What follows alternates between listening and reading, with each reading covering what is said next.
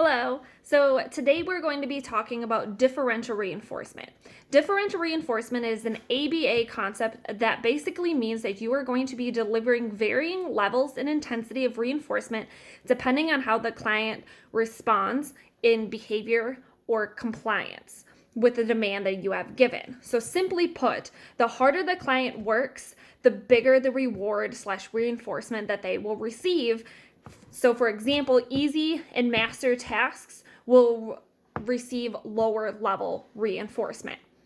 Differential reinforcement is also a shaping behavior where you will reshape a response by reinforcing certain behaviors and ignoring other behaviors. Sounds complicated?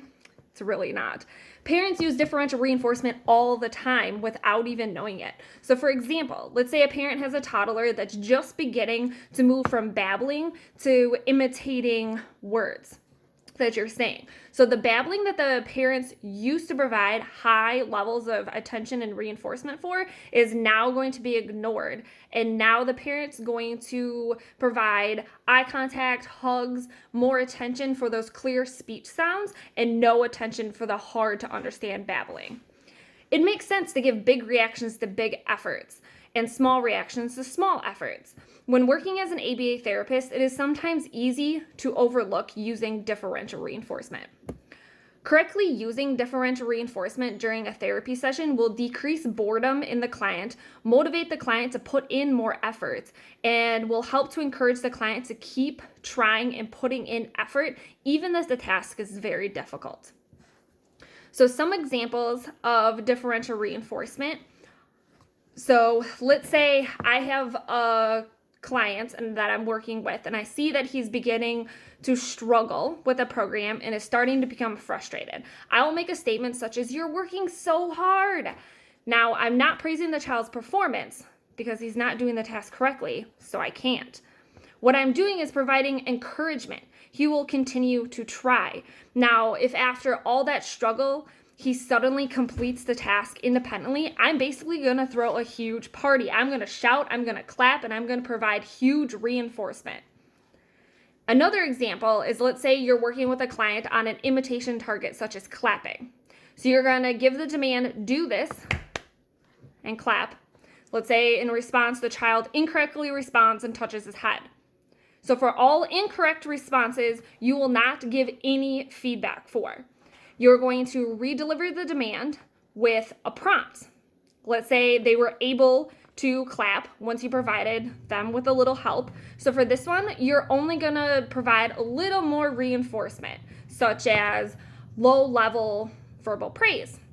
And I want to emphasize low affect, low-level verbal praise. We're not going to throw a party. We're literally just going to tell them, "Yeah, that's clapping. Like, that's what I want." The next one is you're going to fade your prompt even more until independent. Once the child is able to clap independently, you're going to give high reinforcement for that independent correct response. This is differential reinforcement because you are delivering varying levels and intensity of reinforcement depending on how the child behaves and complies with the demand that you have provided. So let's say during class, Pat engages in a high rate of talking out of turn. To decrease Pat's behavior of talking out of turn in class, it was identified that the function of this behavior is to gain attention. So Pat is given verbal praise when she raises her hand to answer a question and waits to be called upon. And no attention is given when she talks out of turn. That is also differential reinforcement. The last example I have for you guys is Justine engages in hand flapping repeatedly while she is waiting to transition between tasks. It was identified that her behavior served the function of automatic reinforcement.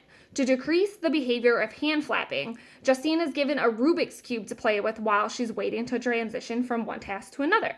Justine is given little pieces of her favorite chips when she is waiting patiently with the Rubik's Cube and is given nothing when she is engaging in hand flapping behavior. So essentially, the harder the client works, the bigger reward and reinforcement that they get.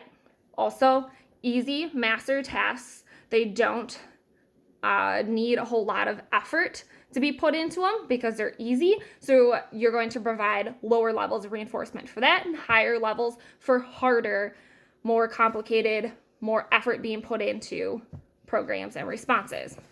So in subsequent videos, we will discuss various types of differential reinforcement, how it is identified, and how it is used. Please ask your senior therapist or BCBA if you have any questions regarding differential reinforcement or any other ABA skills.